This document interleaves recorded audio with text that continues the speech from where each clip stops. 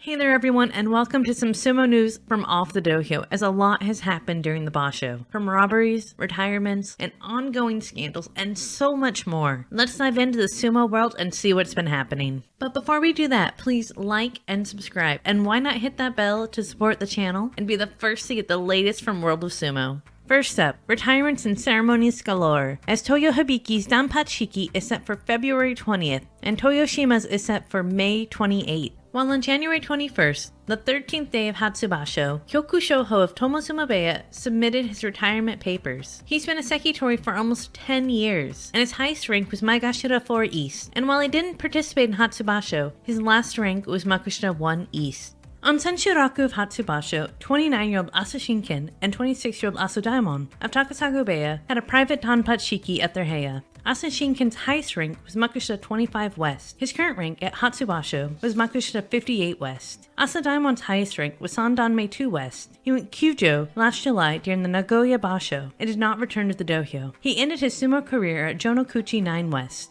And now on to a man who can't seem to catch a break lately. With falling in the ranks due to injury and illness, and then on the 22nd, Tsurugisho had his apartment robbed. He lost most everything from his wallet, including his ID and credit cards, as well as other valuables throughout his apartment. He noticed the incident late at night and filed a police report that took until 3 a.m. on the 23rd, and then unfortunately went on to lose on Sunday on the last day of the basho. He hopes from now on things can take a turn for the better, since the start of 2022 was not a good one.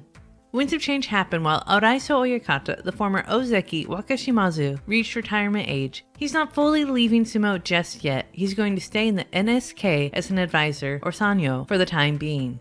The Sumotori of Oguruma Beya will join Nisho no Seki Beya after their heya closes. This includes Nakamura Oyakata, the former Yoshikaze, Tomokaze, as well as others.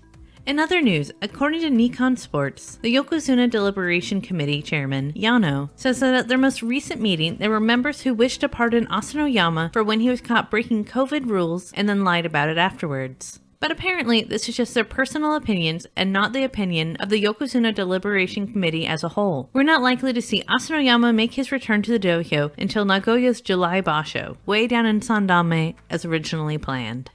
And while we're on the topic of the Yokozuna Deliberation Committee, Chairman Yano commented on Terunofuji's performance. He said, "Terunofuji did his best despite contending with old injuries. We hope he will get his body in order during the time off." We believe Yano was referring to Terunofuji's well-known knee injuries. However, after Terunofuji's bout with Meisei on day 12, Terunofuji returned to the dojo with a tabisock on his right foot from day 13 onward. Later, it was revealed that his fall from the dojo injured his heel. If you go back and re-watch the bout with Terunofuji versus Mitakeumi on day 15, you can see how Terunofuji favors his right heel after the bout has concluded. And over to some more happy news. On December 10th, Asanoyama Oyakata, the former Sekitori Chiyoōtori, married Momoka Nishida. They met 3 years ago during Hatsubasho down in Osaka, where Momoka is from. They said it was love at first sight and they exchanged contact information, and shortly thereafter started a long-distance relationship. Chiyomaru, Asanoyama Oyakata's elder brother, was quoted saying with a laugh, "My younger brother beat me to a Sekitori promotion and to marriage, but I'll continue being active for a long time." Well, Mika, I must say that was all very well. Dreary, really, eh? So glad you chose to end on a happy note with that nice wedding announcement, though. But I have to ruin that nice thought with more not so great news as we finally get a betting scandal update. While the board meeting to decide Hidenumi and Shiden's fate, who were caught playing illegal slot machines, is yet to happen, the report from the compliance committee has been released. Hidenumi is to have 1 basho suspension and will drop back into Juryo, while Shiden, who was Hidenumi's Tsukibito at the time and not yet a Sekitori, will drop back down to Makushita and have no further punishment. In one article, it said the police are not expected to prosecute either of them, although we have found conflicting reports to say the police served them papers and they may have at least to pay a fine. We had it checked and it seems the fine scenario will be the one to play out. We can say the bets they made were very small and they were not during COVID restrictions, so there is that.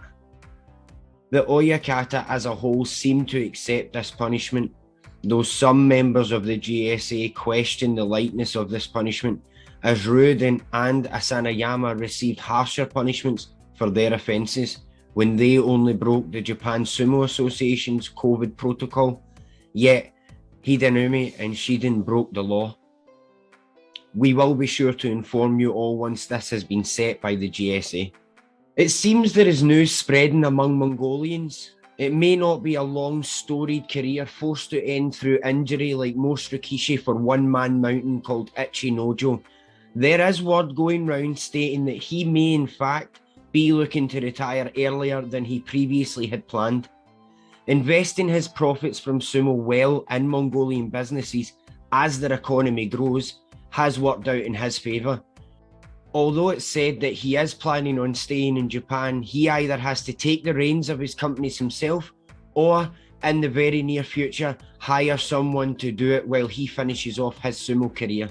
We will be sure to update you on anything else that comes out about this among this Mongolian sumo circles.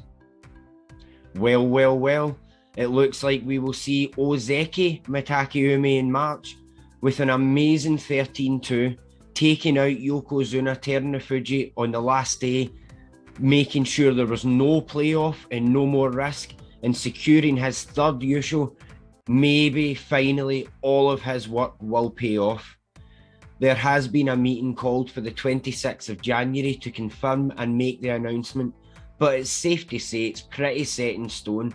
And of course, if you've watched our previous news videos, especially the one we done just before the Basho, you can now call me Mystic Mac as I predict these things.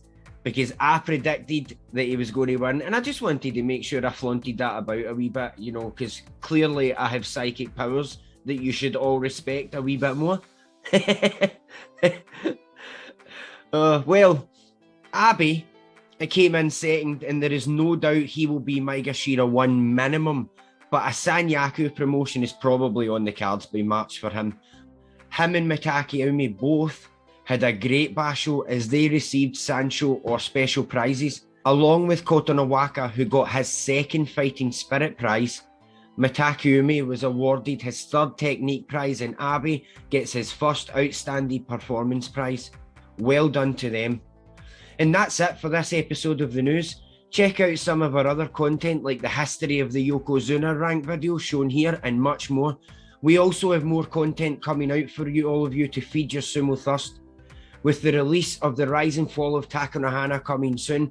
Or if you're watching this news video a little bit later on, it should already be up and it'll be on your screen for you now. Enjoy!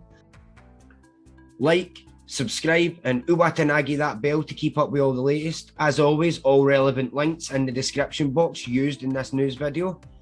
And as always, thanks very much for watching, guys. We'll see you in the next one. Bye!